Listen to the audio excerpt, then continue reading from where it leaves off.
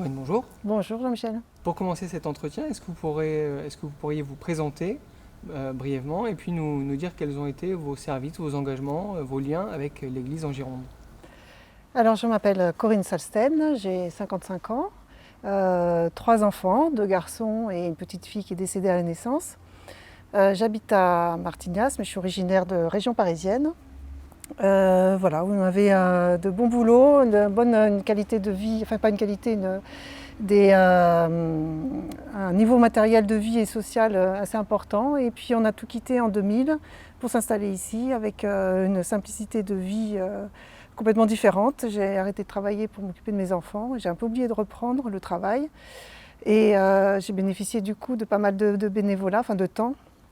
Donc que ce soit pour aider les copines qui bossaient pour le bénévolat au niveau de la commune ou au niveau de la paroisse. On a commencé par, enfin je dis on parce qu'avec mon mari on a fait partie d'équipe préparation mariage assez rapidement. Ensuite éveil à la foi, catéchisme, enfin j'ai suivi les enfants et aumônerie collège puis aumônerie lycée.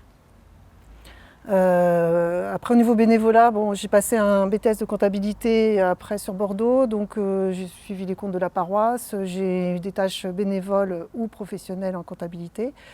J'étais secrétaire de la paroisse, j'ai été appelée à être laïque en mission ecclésiale en 2014 pour la mission d'aumônerie collège et lycée. Toujours sur Saint-Médard-en-Jalles? Toujours sur Saint-Jean-d'Illac. Saint-Jean-d'Illac. Bordeaux-Ouest, mais Saint-Jean-d'Illac et Martignas. Alors c'est vrai que j'ai un agrément pour entrer dans les 2 collèges, mais on a rencontré les principales qui ne le souhaitaient pas. Et moi, je ne souhaitais pas rentrer de force dans les collèges. Je sais que ça a posé problème. Donc l'aumônerie se passe à la paroisse, au presbytère de Martignas-Saint-Jean-d'Illac. Alors autant quand on était à Antony, on visait école privée, enfin standing à ce niveau-là. Et puis finalement, tout s'est passé dans le public à Martignas avec des écoles et collèges bon, très chouettes et des rencontres. Et je pense qu'on a emmené avec les copains des enfants beaucoup de gens à l'aumônerie, beaucoup de jeunes à l'aumônerie. Et c'est super sympa. C'est vrai que ça fait un groupe. Voilà, je pense qu'on a notre place où on est aussi et que ça peut être intéressant à ce niveau-là. Et puis on est ici donc dans la maison Saint-Louis-Beaulieu. Oui, parce que depuis septembre 2018, j'ai été embauchée à l'accueil, à la gestion et à la communication. Donc voilà, c'est vraiment un plaisir de travailler ici dans cet environnement. Nous démarrons cet entretien, la cause plutôt de ces entretiens, c'est la crise que connaît l'Église depuis plusieurs années, mais de manière très vive ces derniers mois, ces dernières années, sur la question des abus sexuels commis dans l'Église par des prêtres ou des religieux.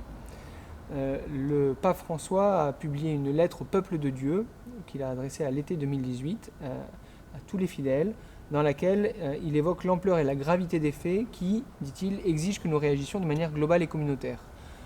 Sans rappeler tous les événements, mais ceux qu'on a connus en France, notamment l'affaire du père Prénat, le procès du cardinal Barbarin, le documentaire sur les religieuses abusées diffusé sur Arte, ou dans un autre registre, le livre de Frédéric Martel, Sodoma. Comment vous avez personnellement vécu cette avalanche de révélations? Alors moi, vraiment coup de massue. Je me suis rendu compte, en parlant avec dans mon entourage, des gens qui ne sont pas forcément catholiques pratiquants, je les ai trouvés moins affligés que moi, moins en colère. Alors peut-être parce que ça fait plus dans la famille que ça se produit finalement.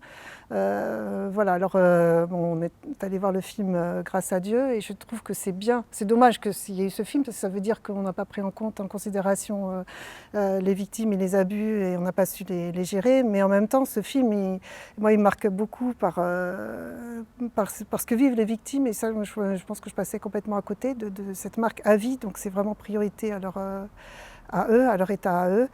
Le documentaire sur Arte, alors il m'a énormément touchée parce que je connais bien le père Philippe, Marie-Dominique Philippe. C'est un frère de Saint-Jean qui nous a mariés. Je l'ai connu, il venait à la maison quand on était petite, il mangeait avec nous. Moi j'adorais quand il venait parce qu'il y avait toujours des histoires extraordinaires à raconter. Et bien consciente qu'autour de lui, il y avait une cour de gens qui se battaient presque pour l'emmener. Il fallait emmener le père Philippe à l'hôtel machin. Enfin, il voyait énormément de monde et puis des pontes, donc c'était important. Le père Thomas Philippe aussi, via Tim Guénard, moi je l'ai vu, j'ai lu son livre, je sais qu'il a été beaucoup marqué par ce père Thomas dans sa conversion.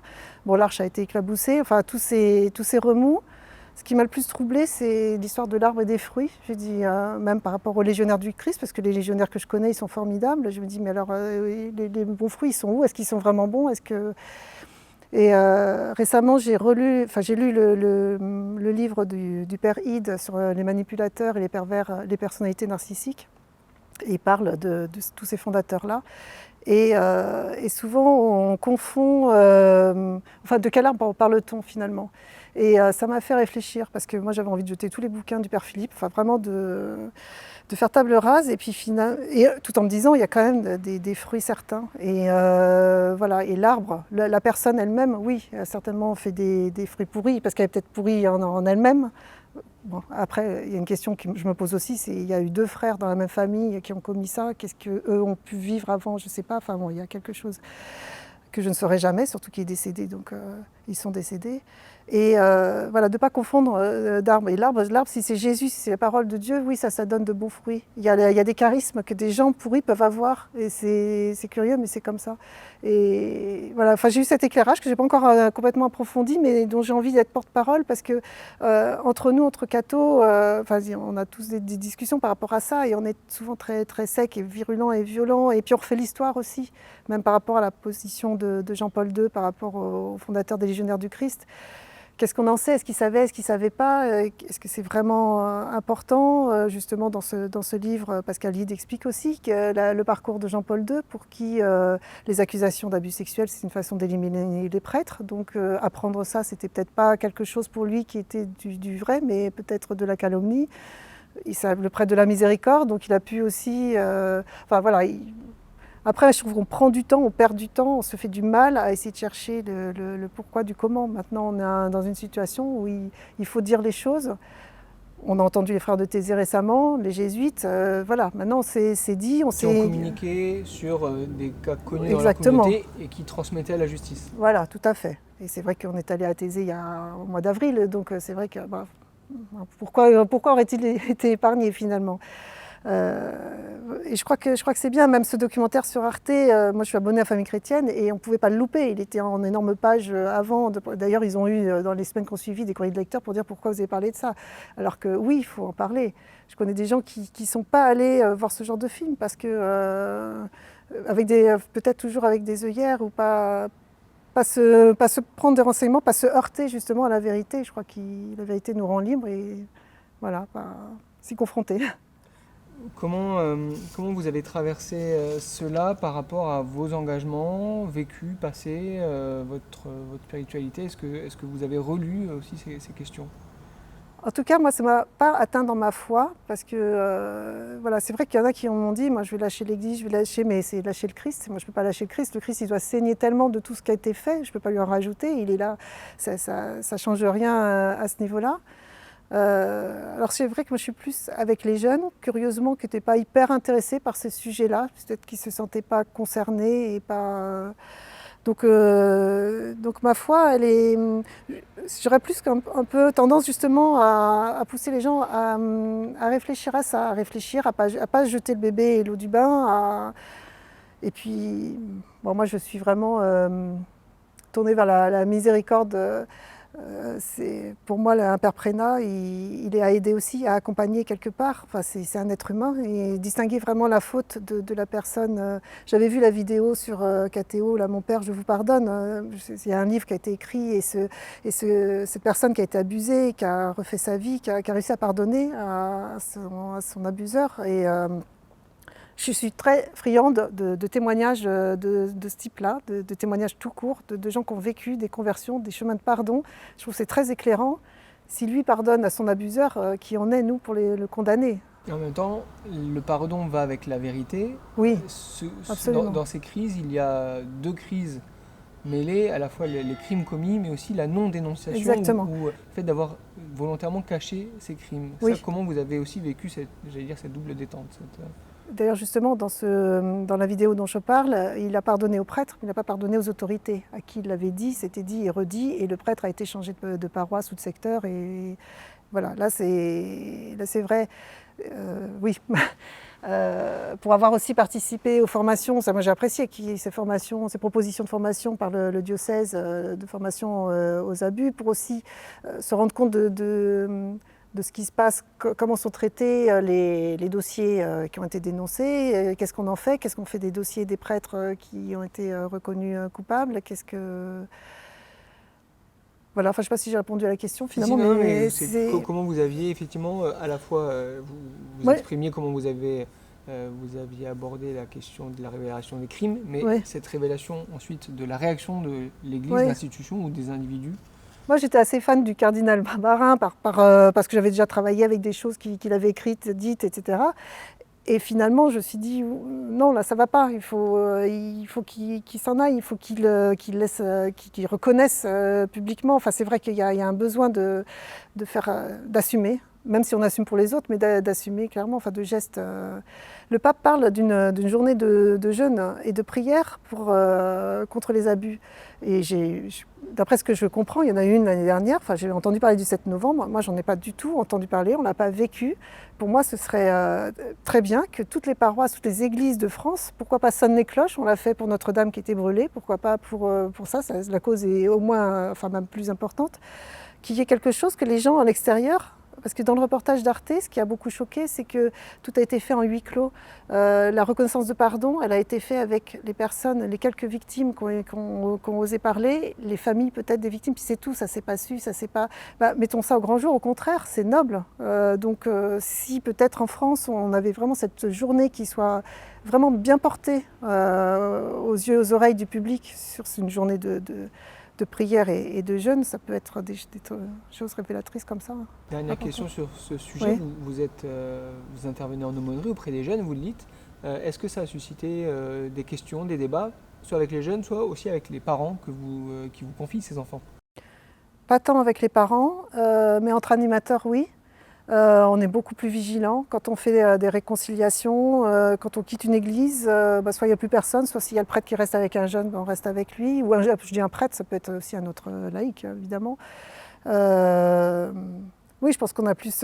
Je sais quand on était à Thésée, il y avait un jeu où on se met sur des bancs, tous en cercle, et puis il fallait se toucher les pieds, et puis de fil en aiguille, il y en a qui sont éliminés, puis le cercle se réduit, et du coup, on est vraiment près les uns des autres, quoi. Donc moi, en tant qu'adulte, je suis sortie du cercle, je me dis, c'est pas bon, c'est pas sain de se frotter comme ça, et d'être... voilà, et donc moi maintenant, j'ai ça en tête, une juste distance, ne pas laisser les personnes seules. Oui. À trouver. Oui, parce que l'autre fois, moi je raccompagne toujours les jeunes qui habitent sur Martignas parce que nos séances ont lieu à Saint-Jean-d'Illac. À la fin, j'ai terminé, j'étais avec un jeune garçon dans la voiture. Je lui dis, faut bien terminer par quelqu'un, comment est-ce qu'on peut faire? Alors bon, je suis une femme, on se pose peut-être moins de questions, mais il n'empêche.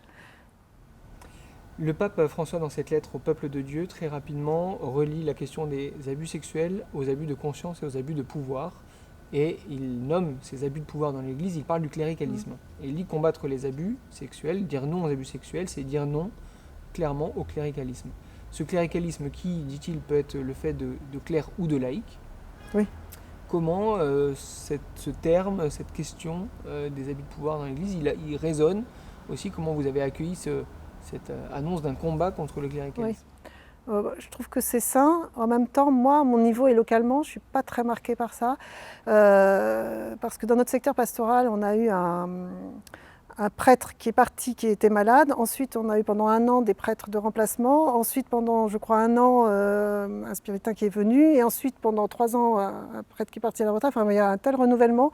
Il n'y a pas eu une place. Je trouve même que le prêtre peut avoir un peu de difficulté maintenant à trouver sa place parce que les laïcs, on s'est serré les coudes pour intervenir un peu sur tous les fronts pour que cette paroisse reste vivante, reste accueillante, marie, baptise, voilà.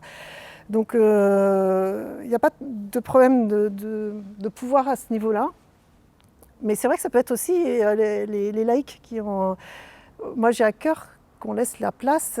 Donc moi je suis laïque en mission, on est engagé appelé pour 3 ans, ça peut être renouvelé une fois, donc moi ça va être ma dernière année. Voilà. Et après, je trouve que c'est bien d'avoir des durées limitées, après je laisse la place. Effectivement, on est bien où on est, il y a certaines places, certaines glorioles, c'est peut-être bien d'être en conseil pastoral, en conseil économique, mais ne pas y rester, et c'est important. Alors chez nous, il y a toutes ces structures de conseil pastoral, conseil économique.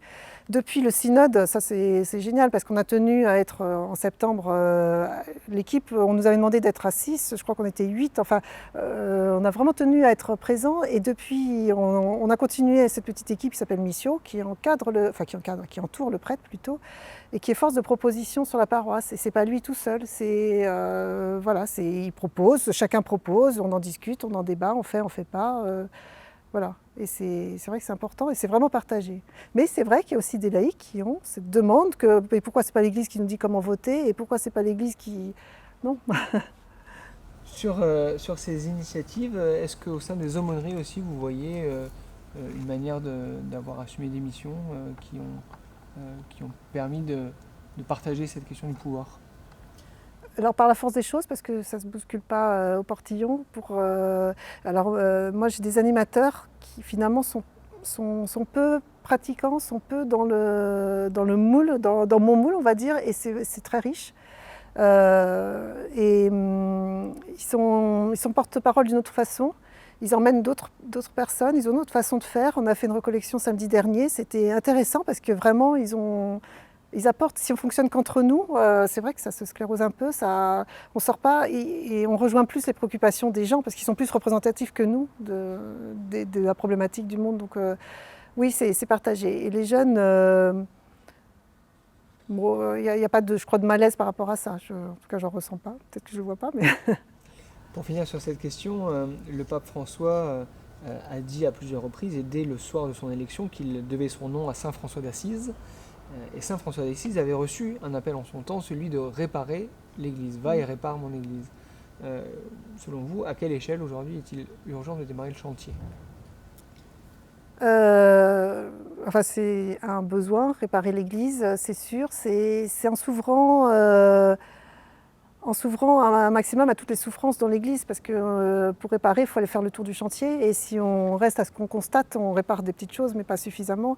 On a tous autour de nous, moi je connais des homosexuels qui sont blessés par la vie, par la vision qu'ils ont ou qu'ils croient que l'Église a sur eux, des divorcés, des gens, toutes les préoccupations qu'ils ont.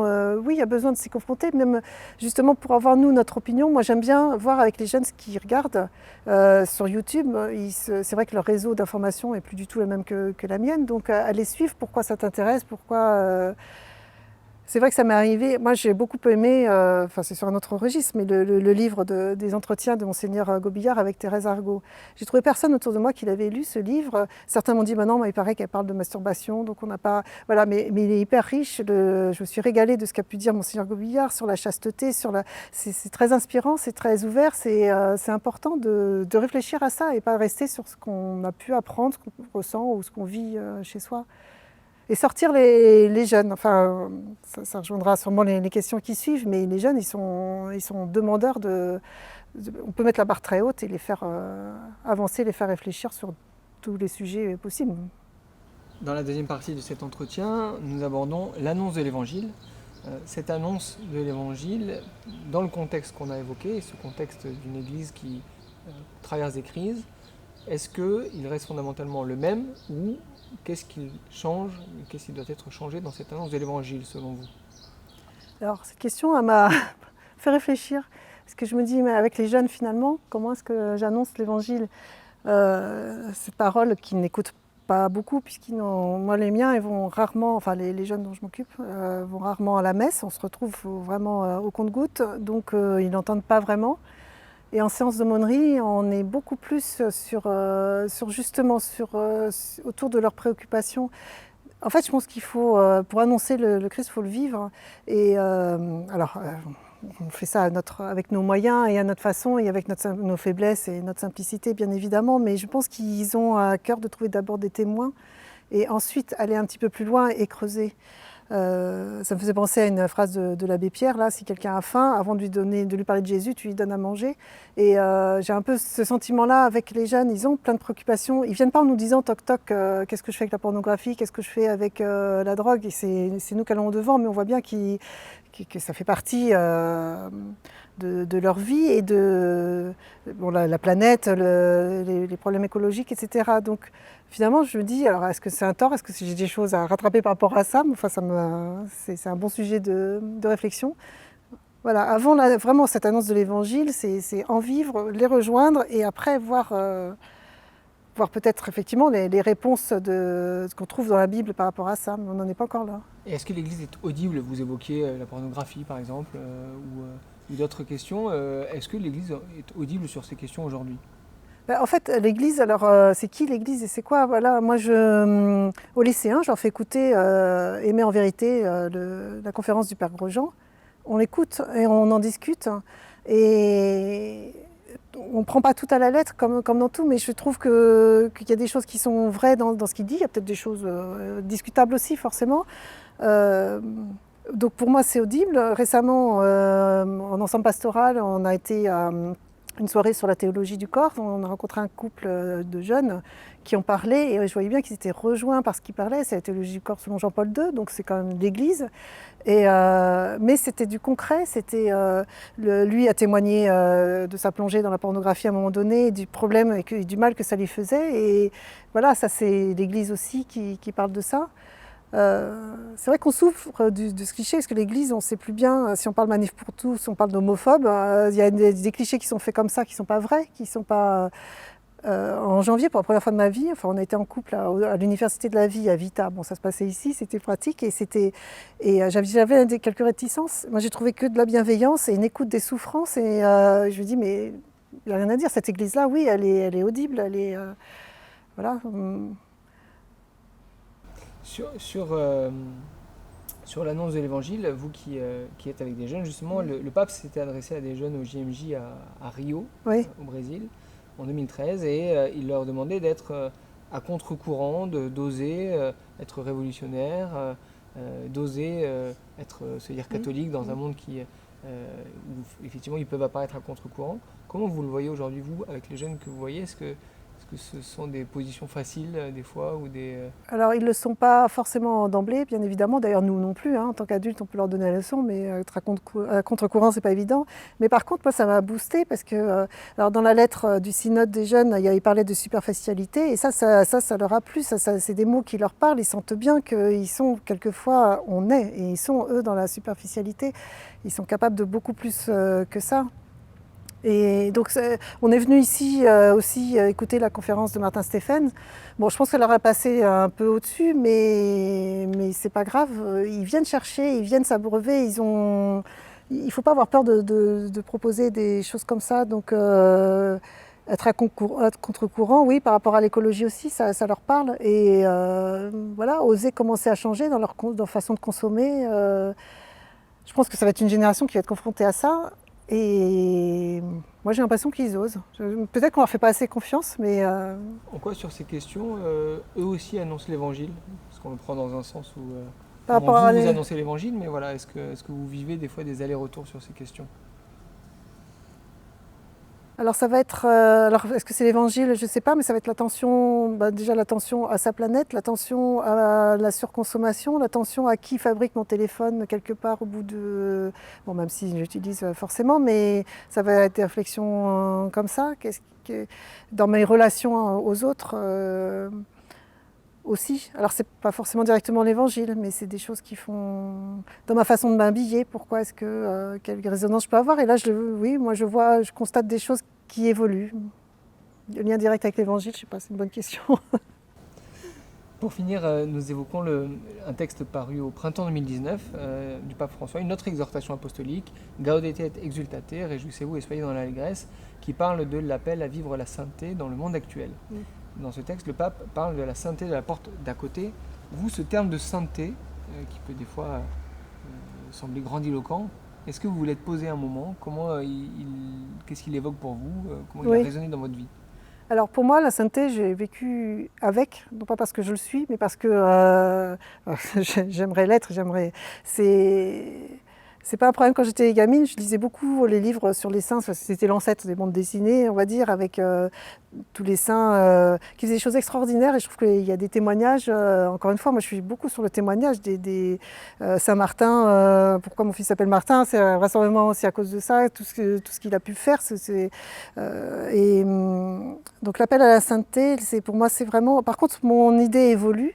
J'en ai discuté justement suite à ces questions et c'est vrai que je rencontre des gens encore, la sainteté c'est pas pour nous, la sainteté c'est pour les prêtres, la sainteté c'est trop tard, la sainteté... Mais non, au contraire on avait fait ce thème-là et ça m'a donné envie de le réactualiser pour cette année avec les jeunes, parce que c'est quoi être saint, et c'est vrai que les questions sont souvent, les réponses sont souvent c'est pas pour nous. Et oui, c'est pour nous tous, c'est vraiment c'est la confiance, l'abandon à Jésus, j'aimerais bien être dans cet abandon constant. Et je vous rassure, je ne suis pas. Mais Le pape François donne une piste, un critère dans ce texte, après un long commentaire des Béatitudes. Oui. Il parle du grand critère, et c'est le chapitre 25 dans l'évangile de Matthieu. J'avais faim, vous m'avez donné à manger, ce que vous avez fait au plus petit d'entre vous, c'est à moi que vous l'avez fait. Le pape François dit « Le Seigneur nous a là précisé que la sainteté ne peut être comprise ni vécue en dehors de ses exigences, parce que la miséricorde est le cœur battant de l'Évangile. » Ces œuvres de miséricorde comme le grand critère, voilà, comment ça vous interpelle aussi? C'était un bon rappel parce que c'est vrai qu'il y en a qui sont plus difficilement accessibles. C'est vrai qu'on met en place quand même des choses. On peut faire on fait des dons, on fait des quêtes pour des besoins, pour ceux qui n'ont pas assez à manger, pas assez de quoi se vêtir, etc. Puis il y a des choses, on vit quand même un peu dans l'indifférence quelquefois. C'est vrai que moi j'ai une image très forte de mes parents où papa était converti sur le tard à fond. Dans la théologie, bon, il a tout suivi avec le père Philippe, mais bon, n'empêche que c'est quand même une formation de base importante. Et ma mère, c'était la charité vécue. Et pour moi, il n'y avait pas photo entre les deux. Ma mère, pour moi, c'est l'image quasiment de la sainteté. C'était vécu, je m'occupe de la petite vieille, je m'occupe de la petite qui est épouilleuse et à qui on a mis du produit sur la tête qui la distingue de tous les autres. Nous, on ne voulait pas aller la voir, la toucher. C'est quelqu'un qui mettait en œuvre... J'étais à bonne école à ce niveau-là. Et c'est vrai que se rendre compte de tout ce qu'on a par rapport aux autres, par rapport aux enfants par exemple, se rendre compte qu'ils ont la chance, on a possibilité de les aider matériellement, intellectuellement, etc. Donc moi j'avais été au centre social faire du culturel pour faire du soutien scolaire, se mettre à disposition des autres pour qu'ils aient cette même chance, pour avoir cette préoccupation oui, des autres, pas surconsommer aussi, on a vraiment, par la force des choses, mais aussi par choix, fait des choix puis partagé. Pour finir, est-ce que vous avez un enjeu que vous voyez premier dans les années qui s'ouvrent, ou une espérance, au contraire, qui vous éclaire et que vous voudriez partager pour l'Église? Moi, j'ai vraiment, oui, une espérance dans les jeunes, mais il faut leur laisser la barre. Justement, dans cette recollection, c'est dit qu'il fallait qu'on donne plus la main aux jeunes, qu'on leur fasse confiance. Récemment aussi, dans notre discussion autour de Thésée, la façon de revoir ce pèlerinage, c'est faire confiance, qu'on ne soit plus forcément dans l'obligation, mais qui comprennent par eux-mêmes ce qui peut leur faire du bien en les aidant et les accompagnant. Évidemment, c'est pas inné, et ça se construit. Voilà, parce que finalement, quand un jeune parle aux jeunes de son expérience, il est beaucoup plus crédible que plus tard, que les sermons qu'on peut leur faire. Et grâce à ce pape, à tout ce qu'il a dit, et de voir, moi, ces jeunes-là, je ne pense pas du tout qu'ils soient particuliers chez nous, voilà, cette soif qu'ils ont, cet intérêt, cette intelligence, voilà, faut foncer et les faire grandir avec ça. Et ils nous font grandir en plus.